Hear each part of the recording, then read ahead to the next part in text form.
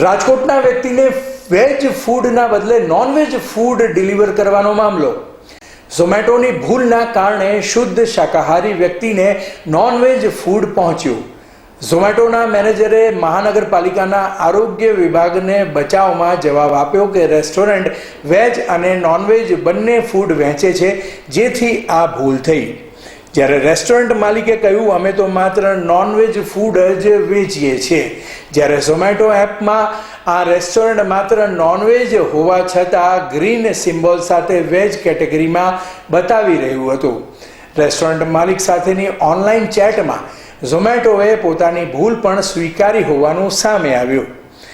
મહાનગરપાલિકાના આરોગ્ય વિભાગે ઝોમેટો અને રેસ્ટોરન્ટ પાસેથી બાંહેધરી પત્ર લખાવ્યો। ઝોમેટોના કારણે શુદ્ધ શાકાહારી વ્યક્તિએ નોનવેજ ફૂડ ખાઈ લીધું। શનિવારે રાત્રે ગૌરવ સિંઘ નામના વ્યક્તિ સાથે આ બનાવ થયો હતો। વેજ બિરયાની અને વેજ કબાબના બદલે માંસ મટનવાળું ફૂડ ડિલિવર કરી દેવાયું હતું। ફરિયાદી ઝોમેટો સામે કરશે કાયદાકીય કાર્યવાહી। અહેવાલ વિજય મકવાણા। શું નામ છે આપનું?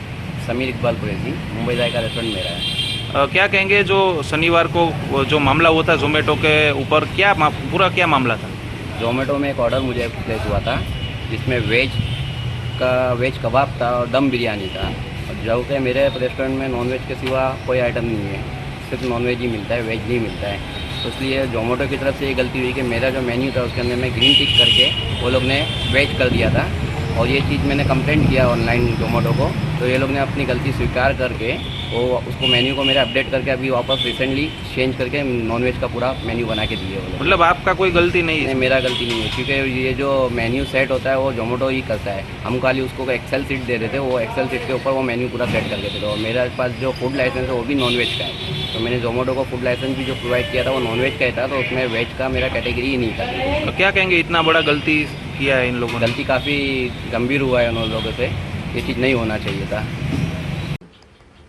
મારું નામ ગૌરવ સિંહ છે। હું રાજકોટમાં રહું છું અને કાલે હું સાંજે ઘરે આવ્યા પછી ઓર્ડર કર્યો ઝોમેટોમાંથી વેજ વસ્તુઓ, મીન્સ વેજ કબાબ અને વેજ બિરયાની।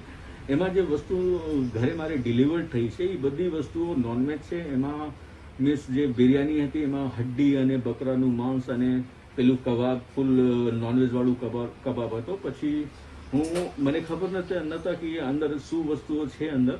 તો પછી હું જ્યારે એક ચમચી ખાઈ ને પછી મને વોમિટિંગ થઈ। વોમિટિંગ થયા પછી મને એવું અહેસાસ થયો અંદરથી કે આ વસ્તુ વેજ નથી। પછી હું તપાસ કરી અને એ વસ્તુ આખી વસ્તુના એક વિડીયો પણ બનાવ્યો અને જે હું ઓર્ડર કર્યા હતા વેજ કેટેગરીમાંથી ઝોમેટોમાં એનું પણ એક મારી પાસે લિસ્ટિંગ અને વિડીયો રેડી છે।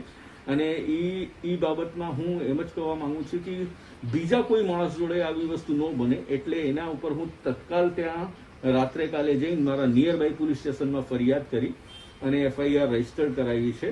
અને હું એમ જ કહેવા માંગુ છું કે ઝોમેટો અને જે બધા રેસ્ટોરન્ટ માલિકો છે એ તપાસ કરે કે કેવી વસ્તુઓ કોણ કસ્ટમરને કેવી વસ્તુઓ મોકલે છે અને આવી ભૂલ ફરીથી ના થાય એટલે હું કંપની ઉપર ડાયરેક્ટ રજીસ્ટર્ડ કેસ કરવા માંગુ છું। અને મને ન્યાય જોઈએ, કેમ કે આપણે કોઈક માણસોએ જો નોનવેજ ન ખાતા હોય પછી એમની જોડે આ બધું વસ્તુઓ બનાવ બને તો પછી આ બીજા જોડે ન થાય।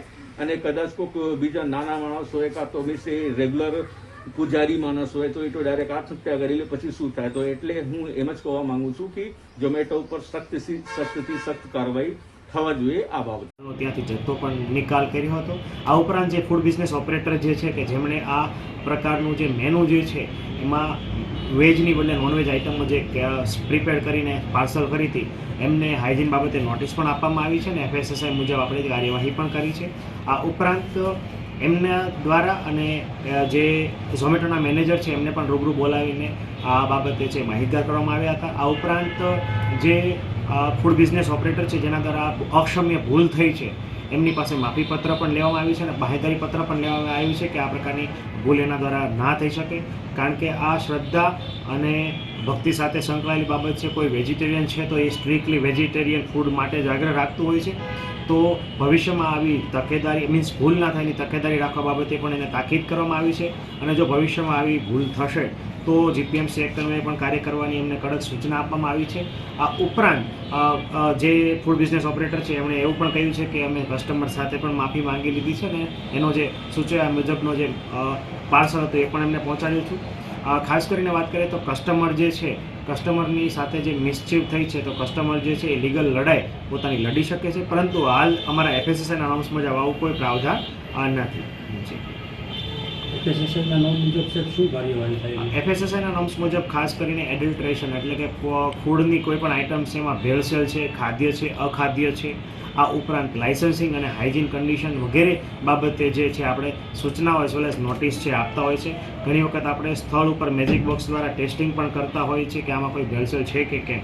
તો એફએસએસઆઈના નોર્મ્સ મુજબ જેટલી આઇટમો છે એ તપાસણી કરીને આપણે લાઇસન્સ બાબતે ઉપરાંત આપણે જોઈએ તો એની જે અખાદ્ય જેટલો નિકાલ કરવા જેટલો માલ હતો એ તમામ માલ છે એ નિકાલ કર્યો હતો જે અનહાઇજેનિક કન્ડિશનમાં પડેલો હતો.